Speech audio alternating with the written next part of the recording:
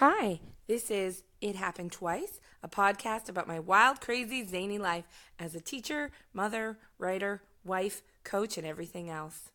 This is going to be a two-part podcast, which I didn't think was a thing for only a 10-minute episode podcast, but it's my podcast and I can do what I want. So there's going to be two episodes focused on my trip to Michigan. I'm going to get my bestie's perspective on the second episode to see what her thoughts are on the trip. For this episode, you're going to find out what my thoughts were. And my thoughts are this. It was an incredible trip with massive highs and massive lows. And even a week and a half later, I still haven't analyzed if I've had fun yet. Maybe I'm still resting. Maybe I'm still recovering. Maybe I'm still used to the fact that I now have access to clothes 24/7, which, on the trip, not always a thing. So why did I go to Michigan? Well, my latest novel, Reborn, actually won an award with the Moonbeam Children's Book Awards. It won gold, tied for gold, in the young adult science fiction and fantasy category. I don't get a lot of awards in anything that I do. And as a writer, to get your very first award is a really big deal. And I was really, really proud of my accomplishments. I know November in Michigan, winter, is not the best season maybe to go traveling. I know as a teacher, when report cards are due that same weekend, maybe not always the best time to go. But I just wanted to go and say thank you for this award and give a little speech and say thank you to everyone that supported me on this journey. And I wanted to give a speech giving a tribute to my mom. So I convinced my bestie to go with me, and we set off for Michigan. Somehow I got my report cards done before we went. My husband was able to switch his work schedule, be home for the weekend, and stay with our daughter. And I left her for the first time since she's known that A, she has a nose, and B, she has a mommy. So it wasn't the easiest thing, but we set out. And pretty much since we set out, everything went to crap. I live in Lethbridge, Alberta, so we drove 2 hours to the Calgary International Airport as expected. What was unexpected is the 2.5 hours we stood in the security line because all the security scanners broke down. As our flight time came closer and closer, our apprehension grew. 2.5 hours in a security line, my bladder did not do so well. So I ended up sneaking out of the security line to go pee. And while people are fine with you sneaking out of a security line, they're not super happy about letting you budge back in. I just kept crawling under barriers going, I'm sorry I peed. I'm sorry I peed. Which, upon reflection, I probably should have added some words to that statement as I crawled past people. But I was in a hurry. I was tired. I was just trying to find my spot in line again. Anyway, after those 2.5 hours, we were able to get the security line moving. The problem was we still would have missed our flight because we had, 100, 200 people still ahead of us in line. Luckily, some nice lady from American Airlines pulled us through the line so we wouldn't miss our flight. Got a few more glares for that one, but I just pointed to her and say, she said I could bud. We only made our flight because it was actually delayed 20 minutes. But because we were the last ones to board the plane, they made me check my carry-on. This is going to be an important detail later on because I actually only had a carry-on. Just a purse and my little mini duffel, and that's all I was taking with us. It was just a weekend trip. All my essentials were in that little duffel carry-on. I wasn't super worried, but they ran out of room in the overhead bins. It wasn't going to fit in the under my seat, so they took it. And it was okay at first because I didn't need it on the plane.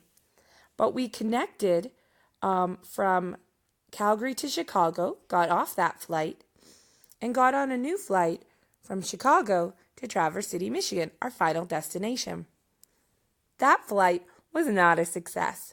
We flew from Chicago to Traverse City. We circled Traverse City twice, but couldn't land because of visibility. And as the pilot said, we can keep trying, but we may run out of fuel. So they sent us back to Chicago Airport. We ended up sitting on the runway for a long time at midnight in Chicago because there was no crew there to work the gate so we could get off the plane. Once we did get off the plane, we got to stand in line for over an hour so they could rebook our hotel for the night because we were stranded and a flight tomorrow to Traverse City, Michigan. Around 1 or 2 a.m. when we finally got through that line, I wanted my bag before we went to the hotel, and they said that I could get it. Unfortunately, no one was working the baggage claim so that I could get my bag that they'd made me check as carry-on. I found a lady who I could ask, but she said it was not her job, and it was her first day, so she didn't know what to do, and she couldn't call anyone because her radio was dead. And I was like, yeah, it's 2:30 in the morning. Of course that would happen as I'm stranded in another city, in another airport, without any of my stuff. Exhausted, we just went to the hotel that they sent us to, and without any clothes to sleep in, any essentials other than my wallet, my passport, my keys, and some Advil, which I took, knowing that they'd booked us for a flight out of Chicago that night, I ended up sleeping in a bed sheet so that I wouldn't have to wear my same clothes to bed and then again that next day.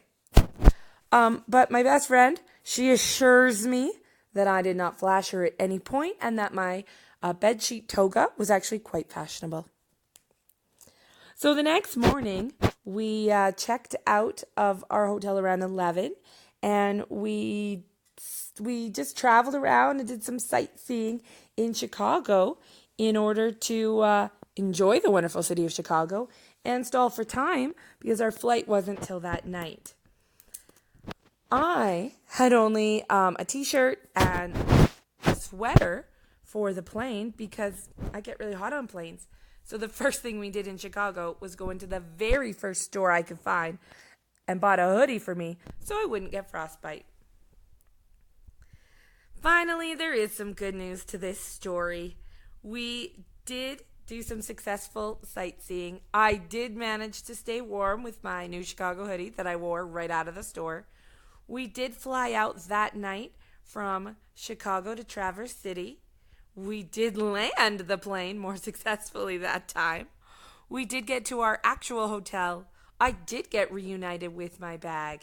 And after we slept for 12 hours, we were able to sightsee around Traverse City, Michigan, which everything there looks like the set of a Hallmark movie, so awesome. We did make it to my ceremony. We did get my Moonbeam Children's Book Award, which is an actual shiny medal. And I did get to give my speech.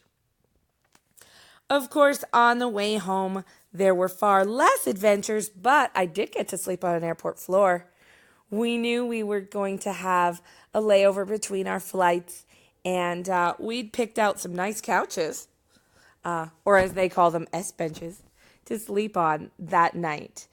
The problem is there's no security at night in American airports, so we couldn't get to our nice benches, our S benches to sleep on. So we got to sleep on those wonderful benches where they have the armrest, which I could not manage to do. So I slept on the floor. I put my clothes from my carry-on, which I was not letting go of, onto the floor as some sort of hobo sleeping mat. I wrapped myself in my clothes as some sort of hobo blanket. I used my duffel as my pillow, and I got 5 solid hours of sleep until a security guard woke me up to tell me I could sleep there as long as I watched out for homeless people, which he may have mistaken me for. Anyway, I know I'm leaving out some wonderful details. I'm sure next episode my bestie will talk about how I peed in a parking lot. She'll probably add a few more details about other problems with our flights that I'm just leaving out. I'm sure she's going to mention something I did in my sleep that I don't remember. But we'll wait for her perspective next time. And to see if she'll ever travel with me again, which I doubt she will. Anyway, I'm signing off for now because we're at that 10-minute mark. I'd love for you to listen to this episode and go back and listen to others. Make sure you follow me on Twitter at jgreenwrites. Check out any of my books if you want to. They're not humor books, but I think there's humor in all of them. And hey, maybe you just want a good sci-fi fantasy read. Signing off for now. Bye.